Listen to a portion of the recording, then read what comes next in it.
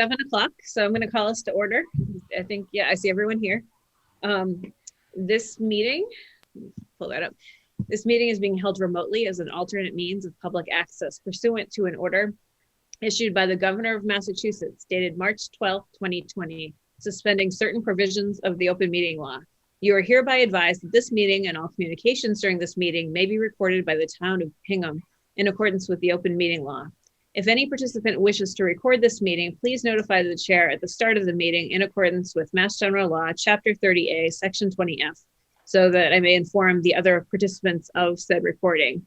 Now, I know Harvard Media is here tonight recording. If anyone else is recording, could you click on participants at the bottom and then raise your hand at the bottom right?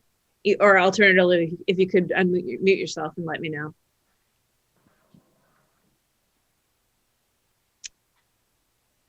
Okay, seeing nobody. Item 2 is to review a licensing agreement for St. Jerome School and act as appropriate. Dr. Austin, do you want to give the quick overview? I would love to do a quick overview. Good evening, everyone. Welcome to another meeting. I know that a lot of you have been meeting all day long, and it's been a long day. So quickly, all of your packets, you should have received a copy of the licensing agreement that has been put together by Mr. Ferris and certainly gone through with our school attorneys or our attorneys for the town to ensure that that's all kosher.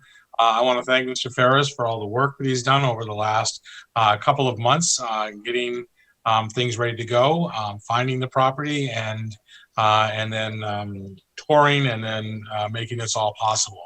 So you have the licensing agreement in front of you.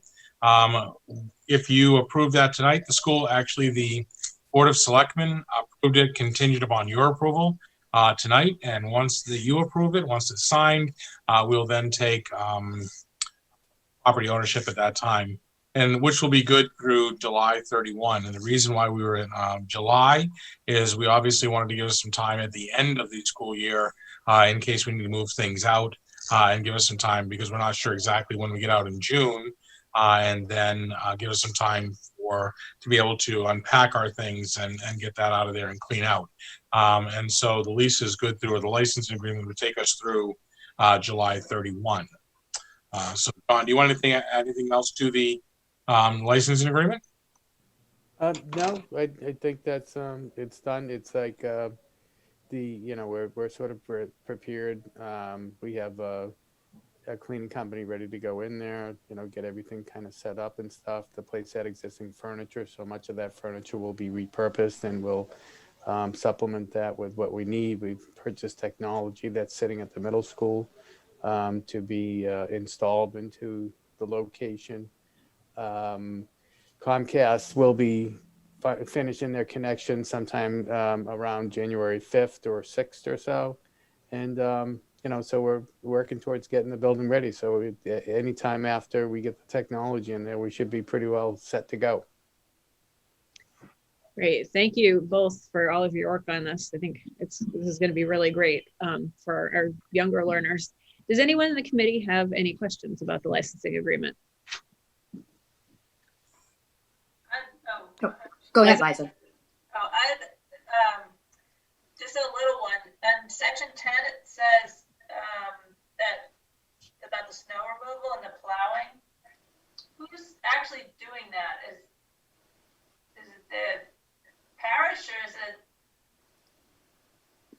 John, you're on mute. Yes, the parish will do that because they have their person, and we'll reimburse them. Okay. So, okay. M.G.L? Thinking of tomorrow, just making sure. Yeah, well, isn't that great, right? Yeah. Actually, what we didn't tell you, Liza, is you all have to bring your shovels. Oh, Because you're going to sign tonight, right? yeah. And is there any reason why the superintendent doesn't get a notice of the copy of the contract and only the town administrator? If I understand correctly from the town, it's like sort of the town's obligation to do this. So it's like really sitting with the town, and the school committee's signature is, it's showing that we're doing this collectively. I do want to, I meant to say the town's attorneys, Susan Murphy and John Coughlin, have really been very helpful in the process and preparing the license agreements. And and giving me the guidance on getting this together. So I appreciate their help. It's structured as a license as opposed to lease for legal purposes, and but the town has been very, very helpful, and in this whole process. Great. Well, thank you very much, and for all your work, John. I know this is added to your plate, and then today, congratulations on more added to your plate in a good way. So, thank you. Michelle? Thanks, Carrie. Paul, just and John, I think just and not to belabor it, because I know that for most of us on here, we've been talking about this for quite some time and working through the details. But could you just give like 2 minutes, because I know the district had looked at some other places and spots in town. So I just had some questions from folks like, why are we going to a school in Weymouth? And, what's the purpose of this? So just obviously it creates more space for us for more classroom learning, but maybe just 2 minutes on, why St. Jerome's and how that came to be, just so other folks who might be listening and understand that. Yeah, I'll start and then I'll ask John to kind of jump in. First of all, when we looked at the space, the reason we had 8 classrooms that were displaced at Foster. And so those were the classrooms that were the inner classrooms that didn't have windows, that did not have outside access to air, et cetera. And that's obviously not the ideal conditions during the COVID crisis. So the ideal for us is to look for a space that would have at least the ability to take 8 new classrooms for us. So size was very important. And so that was one of our first criteria. The reality is that St. Jerome became available. It has, I believe, 8 or 9 full-size classrooms and another 4 or 5 smaller spaces, breakout rooms, et cetera, along with very large gym, cafeteria area. And it just happened to be empty and vacant because their school shut down at the end of last year. And so John heard about that and we went over, looked at that. It kind of made a direct fit of what we were looking for as far as the available space and having enough room for people to move around. Very good. It was brand new windows throughout the building, which are really nice. Some large classrooms, furniture's in place. A lot of technology already in place. We're going to reinforce that with some of the things we had. So it really did fit the bill in so many different ways. John, do you want to add anything to that? No, I think that really does it. It is a good space. It's got good proximity to Foster too, so it doesn't relocate to a different section of town and stuff. That it's at a mile and a half or somewhere, mile and a half, 2 miles or whatever. So it's almost like, it's in the same territory too. So, I think it's got a lot of advantages to it in addition to its size. Thank you. The other thing that I would say, there are some real criteria. There are some real criteria of how we operate schools, and it being a school, it did lend itself to the ability. It's got an elevator inside, so we have handicapped accessibility, things like that smaller spaces or makeshift spaces don't necessarily have for us to be able to go that way. In St. Jerome's, it's a school. And so you have an office that has an intercom system and phone system, classrooms with smart boards, with desks and furniture that's ready to go. And so it doesn't get much more ideal than that for us. Okay, great.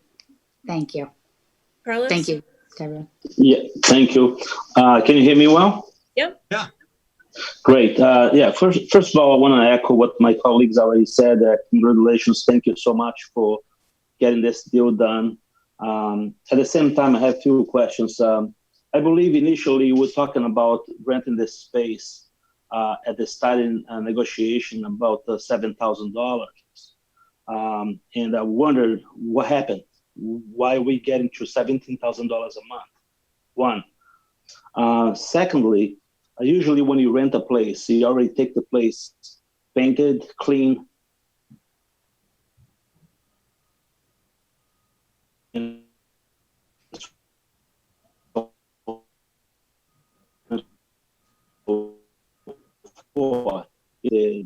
now, because I wanted to make sure that we're not going to waste way too much time getting this place ready for our kids. That we should be ready to go there in less than 3 weeks, perhaps, if needed.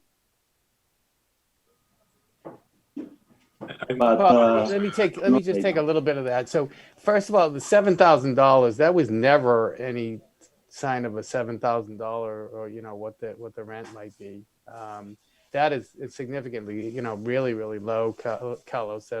Especially considering what we pay for Libby Industrial Park, over in Weymouth, of $60,000 for 5,000 square feet. This is 30,000 square feet. The going rate is somewhere between $6 and $10 per foot. This is a rate of about $6.80 per foot. And, if you do look at some research on, what it would take to get other buildings sort of ready for school purposes, you're actually looking at somewhere around $14 a foot. So, we, rather than the parish, this is a building that's defunct for them. Their alternative would be to, put it up for a market and perhaps give it to some developer that would turn it into condos or whatnot. So there's no way they're going to put any investment into it for a short-term lease. So, so in that respect, when we first toured the building, I'm not sure if you heard some numbers. I don't believe $7,000 ever came out of my mouth. That's for sure. I figured that at any point we'd be able to get it for under 20, after having taken a look at the place. So, I think that the rate that we're paying is fair considering this is a short-term lease. And, at the end of this, we just walk away and that's it, or a short-term license. And the cleaning. So clearly the cleaning, it's going to be a COVID reimbursable expense, and Service Master is ready to go in. There's significant costs to get this building ready. I mean, in addition to the $17,000 monthly rent, the cleaning bill, just to have Service Master go in and give this thing a good overhaul, really quickly because they got the manpower, that's somewhere, around $35,000. Okay.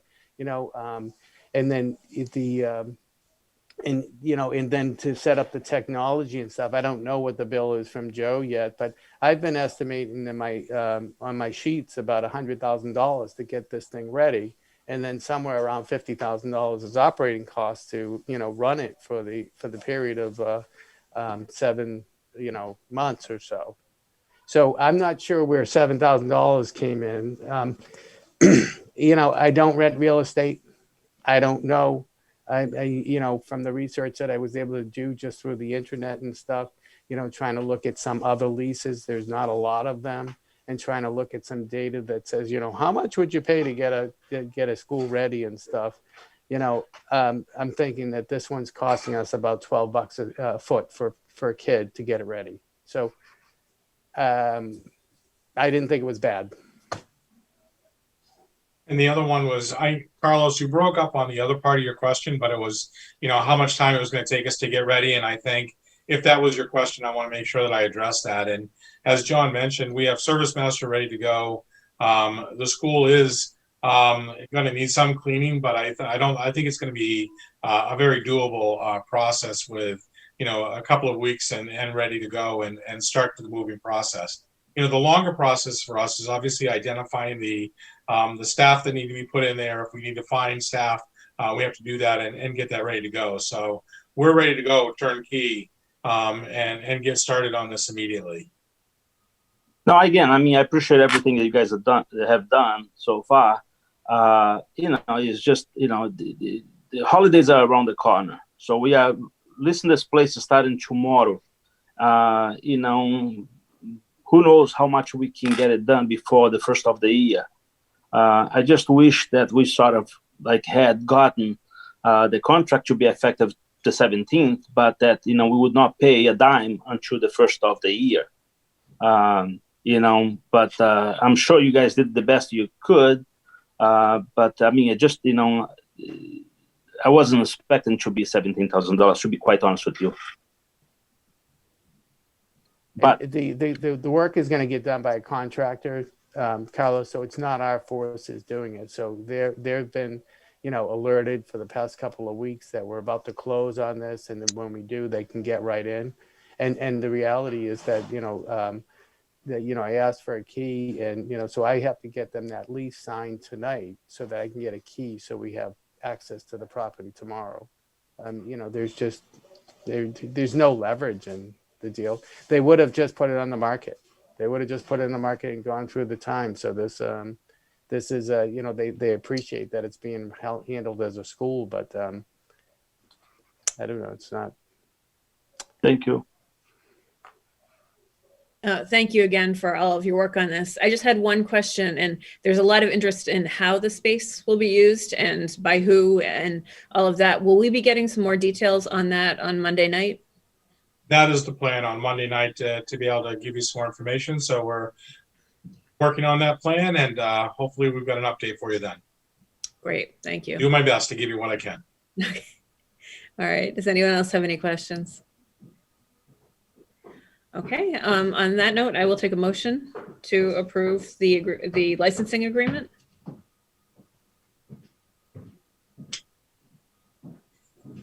I'll make a motion to approve the licensing agreement between I guess it's the Archdiocese of Boston for St. Jerome School and the Town of Hingham.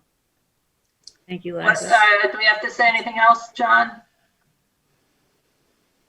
John, you're muted. You're muted, John. Sorry. No, I think if you just refer to the lease agreement, that's in, that's in the packet or so. Okay. In accordance with the license, agreement that is in the packet. Okay. Second. Thanks, Michelle. Okay, roll call vote. Michelle? Aye. Jen? Aye. Ness? Aye. Carlos? Aye. Libby? Aye. Liza? I'm an aye, and I'm very glad we're doing this for our young students in Hingham and making progress. I agree, and I'm an aye as well. So the motion is approved. Number 3, other items as may not be reasonably known 48 hours in advance of the meeting. Does anyone on the committee or in the administration have any? Does Dr. Austin or John, do you want to talk about the good news we received this morning? Well, that would probably be a good idea, wouldn't it? Yeah.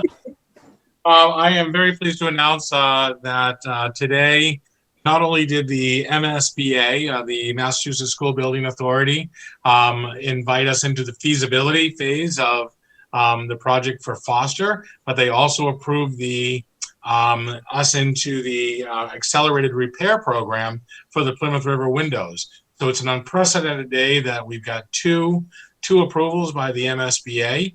Both were unanimous. And we're very excited about that. A press release went out for all of you, on behalf of all of you, that went to the papers today. It's posted on our Facebook page.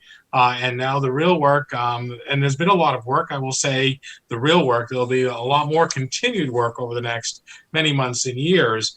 But I first want to say just thank you to all of you for the support, to the school, those of you that have past and present, served on the Foster School Building Committee, those of the Select Board, past and present, that have supported this effort. This is a great town-wide win today. It was a very good day for Hingham. We're excited to move forward. We're excited to get these projects moving. To a reminder just on timeframes, the next year and a half, we'll be doing the feasibility study on the project at Foster. So the earliest we could take that to vote with schematics and a possible plan would be July of 22. And so that work will be ongoing for the next year and a half. The accelerated program might be a little bit different, but I don't have a real time frame for that yet at this point. But very good news for us. Very excited for the town of Hingham and for the future of our students in both the Plymouth River School and Foster community. So I don't know, John, you want anything to that? Just a clarification. So the earliest the MSBA will vote for a project scope and budget, where so that's the end result. That's after all the feasibility and the schematic design. July of 22 is when the MSBA will do their vote. That's the earliest. While we may be able to try to rush through the work and stuff, they won't vote before that time. So once they vote, they say, hey, yes, we think that this is the right project and here's the funding, you will qualify for funding and we do a contract with you. And then after that, we would take it out to our residents, to our voters for a vote, probably sometime in the fall of 22. And you're correct, Paul, the accelerated repair project should be at a much advanced schedule. So, if you think Foster's not going to break ground until 23, but PRS probably will be completed on or about, maybe even before they take the vote on the Foster breaking ground. Because, you look at that, it's accelerated, so we'll go through a process. There's already mitigation money set up for the feasibility for the Plymouth River windows. So that's easily accessible. And the thing is, sometimes those projects can go very, very quickly, but I don't think it's such that you may be able to get it done the next summer. Like the MSBA got backed up a little bit this year. If all of this had gone smoothly and we got accepted, it would have happened in June. And the chances are we would be doing windows next summer. So I don't see us being able to make the summer deadlines because of, it's so close and because of all that's going on. But, my guess would be this would certainly be a project to happen in the summer of 22. So, it's great news. I'm so excited that, Plymouth River is going to get that facelift that school absolutely deserves. And I think the residents absolutely deserve that school too, because it's a beautiful little school. And with these new windows, I think it's going to be great. And if I can just add on to John, when John said breaking ground again, I'll kind of complete that timeline he just started. What we're looking for is probably that February, March, somewhere in there, and most likely in 23 to actually break ground. So it'll be in the spring of 23, and then you'd be looking for, I believe, John, you can correct me if I'm wrong, probably in the fall of 24 that would project for Foster. So. Yeah, I would think that's a possibility. That is definitely a possibility because it would be in the spring to try to do it. It would be aggressive. You'd have 14 months, whether we get into September or whether we get in January of 25, that would be questionable. But, right. And then you never know. The work that we have to get done, the feasibility and the schematic design, we marched right along on all the eligibility period items. And it just so happened it says we got into it last December, but effectively they didn't start our period until April. So we managed to get all their requirements done so that we could be on this board meeting for December. And, the feasibility and schematic design work, it's a long time between now and the 22nd. That's a year and 6 months. We'll probably be done with a lot of the work before then. I don't know if there's any possibilities of accelerating it, but if not, we don't know about those possibilities. So we really have to stick with that July of 22. And I would say, just to add to that, it sounds like it's a long ways off. There is a lot of work that has to be done between now and then. And so that people are really aware of that. It will go very quickly, and it'll take, or our time will go by quickly, and we've got a lot to do in the middle of it. So we're going to get to it. People are really dedicated. This is a great town united effort, and so we're excited to go to the work. So. Thank you. It's great news. And we have an excellent building committee too that has done a lot of work so far and will continue to help us accelerate that if possible. So that's great. So unless anyone else has anything for 48 hours, I'll take a motion to adjourn. I'll make a motion to adjourn. Thanks, Michelle. I'll second. Thanks, Libby. Michelle? Aye. Jen? Aye. Yes. Aye. Carlos? Aye. Libby? Aye. Liza? Aye. And I'm an aye as well. Thank you, everyone. And thank you to everyone who joined us tonight. Yes, thank you. Thank you. Have a good Thank you. Good night. See you Monday. Yeah. Bye. Thanks, everyone.